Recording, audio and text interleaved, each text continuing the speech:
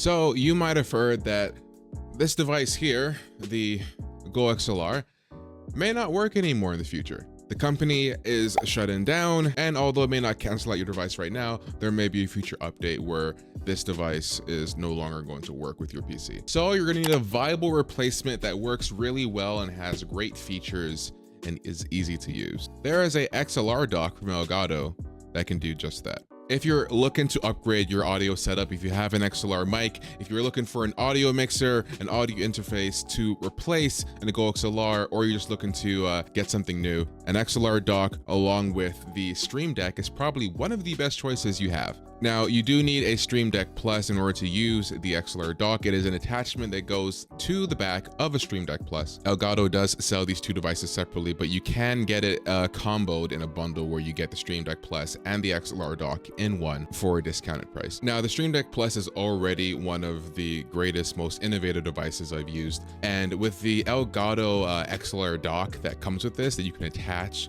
to the Stream Deck Plus, it just makes the whole device like a all-around like great like audio system, interface system, device control. And the cool thing is it's pretty simplistic and very easy to set up. Now, when it comes to the XLR dock itself, it just takes a few screws to then attach this to the back of your Stream Deck Plus. You remove the base off your Stream Deck Plus, and then you screw in the XLR dock with the screws provided. And bam, now you have a brand new audio mixer that comes included with Elgato's Wavelength software, which we're gonna get into in a second here. It is a really easy to use audio interface, which does get regular updates, and it's a game changer. So if you come to Elgato's website, you can see in the right section here on the top, it says downloads, and right here, this is where it shows you all of the softwares you can download from Elgato. You have stuff for their camera hub, their 4K capture utility, the Stream Deck, but you're gonna wanna scroll down to where you see Wavelink, and Wavelink 2.0 here is what you want to download. Now, once you have your Wavelink downloaded, this is essentially what it would look like, minus a few additions, because I did customize this already.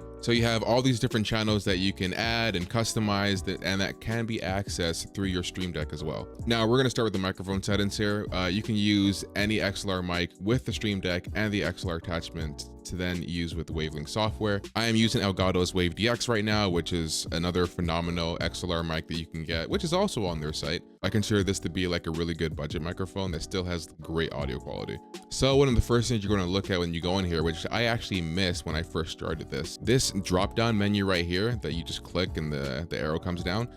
This is where you can name your mic, and it also shows your mic levels, your input gain, and also like your phantom power, along with any audio enhancers you have on, and then the stuff for your headphone jack. You're going to want to mess around with these settings. I currently have my mic gain at 47 dB.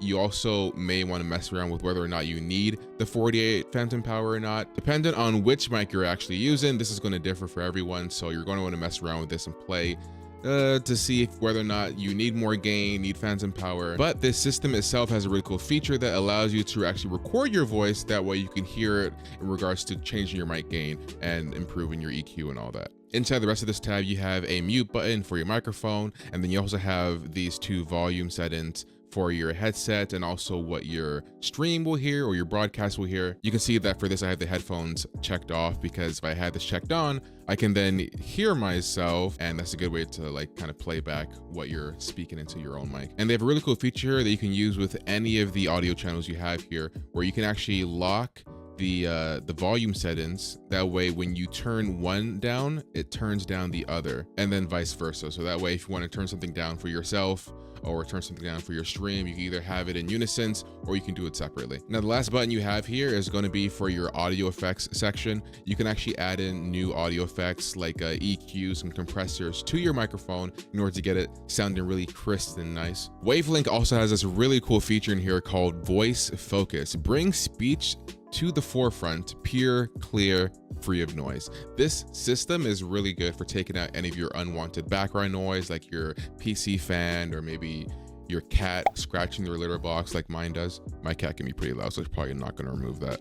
But I'm going to turn this off just so you can hear the difference of what this currently sounds like with the feature off, and now what it sounds like with the feature on, which can be increased and decreased if you want it to be more on the weaker side of this effect or on the stronger side, which is going to change your voice a little bit. There's going to be like a sweet spot for everyone in regards to this meter, so play around with that as well. And the most effective way to do this is to record your own voice and then play it back. Now, let's say you do want to add an effect such as an EQ. You can go right in here and you can go to the add effect button and then get more audio effects. This will take you straight to Elgato's site where you can download different audio effects such as EQ. This is what it looks like. You can see that they have noise removal, they have EQ made easy, and they have a compressor. They also have like de-essers in here as well. You're just going to click on this, make sure you're signed into your account for this marketplace. That way it's saved to your profile, and this will go straight to your Wavelength software. Now, once you've done that, you'll see Elgato EQ pop up on your screen here. You can go into the settings. This is where you'll change all your settings in order to get your EQ sound in the way that you want it to, based off of your voice. Everyone's voice will sound different, so your EQ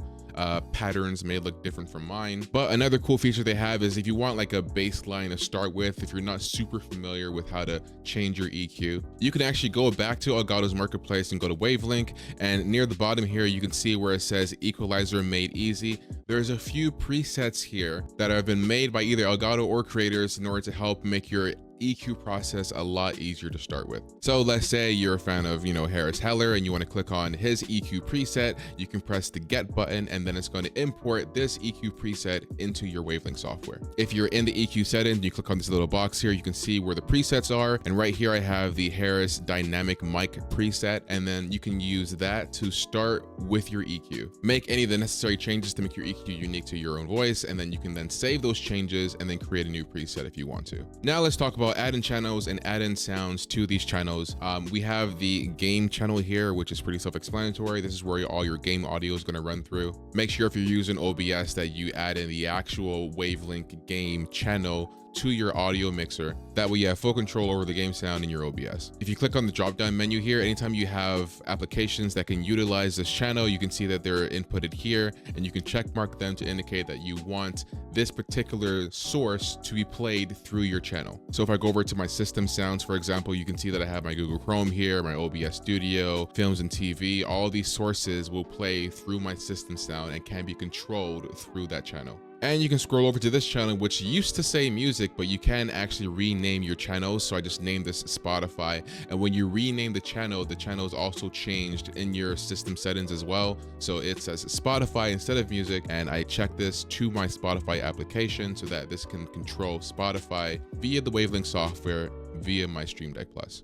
And then I also have a channel for voice chat, or I could just rename this to Discord, for example. So let's go ahead and call this Discord, which is being ran through my Discord application. And this is how my Discord is controlled. In any of your software where you can enable any external voice chat, if you're putting something in there like Discord, just make sure that you add the Discord voice channel from your Wavelength software, and it'll be named like Wavelength voice chat or Wavelength Discord, whatever you name it. And then I have a channel for my 4K capture card anytime I'm streaming from my Xbox. And down at the bottom here, the last thing on this page, you'll see you have your output. So you have your monitor mix. This is where you can change the output of where your audio comes from, what you're hearing. If you want to go to your headphones, your monitors, or any external speakers you have, you can do that here. And then your stream mix for any additional audio sources that you want to input into that. Now, going back to the audio effects here, you can see that the three most important things you should have for any audio setup when it comes to your microphone, it should be an EQ, a compressor, and a noise gate. Elgato currently doesn't actually have a traditional noise gate in their system for their marketplace, so you can actually add any third-party noise gates that you want to. I prefer Replugs. They have pretty good audio plugins, and this one called Regate is a really good noise gate. You want to monitor what the noise gate looks like when you're not speaking, and then when you're speaking really low, and then just adjust your noise gate accordingly. Now for the compressor, it's pretty cool because when you first set this up, it'll get you to do an audio test, and then it'll compress your voice based off of the volume that you're speaking. And then once it automatically adjusts your compressor for you, you can change it if you want. And then over here in the settings, you can adjust the ratio, attack, release, and then any gain that you might want to add to your microphone. And those are all the basics you need to know when it comes to the XLR dock and the Wavelength software. It's very straightforward, very simplistic. They have a lot of unique, easy to use features in here. This will operate similar to most other audio mixers that you may have used, but the thing I like about Wavelength the most is that it does have a lot of user-friendly interfaces and features where you can add in effects by, 1 or 2 clicks, and then you're good to go. And the fact that it tells you exactly what you're changing and how you can add things into different channels. The fact that I can see what is going into my system channel and I can add to that channel anytime I want is like really cool. I don't have to like scrummage through the like audio settings of my like actual PC to open this up and open that up and then try to find where these advanced settings are. Like, no. You can do all of that from Wavelink and then it'll just take care of it for you. So that's how you can get started with Wavelink. That's basically how you can install and utilize your XLR dock and your Stream Deck Plus. Both are very easy to set up, easy to use. If you have any questions or opinions on Elgato's Wavelink software or the XLR dock that goes along with the Stream Deck Plus, then feel free to leave the comments down below in the video. Personally, one of the things I love about the XLR dock being able to attach to the Stream Deck Plus is that it just creates so much room on your desk, in the sense that you don't need two separate devices to control your audio and then one to control your PC and your stream or whatever you're using a Stream Deck for. You can have it all in one and clear up a lot more space on your desk. That way you can have more things for other stuff, maybe like plushies or something. And if you want to see a review and a breakdown of the Stream Deck Plus itself, I have that review on my channel as well. Go ahead and click the link in the top where it's going to pop up on the screen at some point. I hope you have found this video helpful. Leave a like on the video, leave an emoji in the comments, your favorite emoji, for the engagement of the algorithm, because YouTube loves that. And don't forget to subscribe so you don't miss any of my videos. I'll see you guys in the comments. Thank you so much for watching, and I'll see you guys on the next one.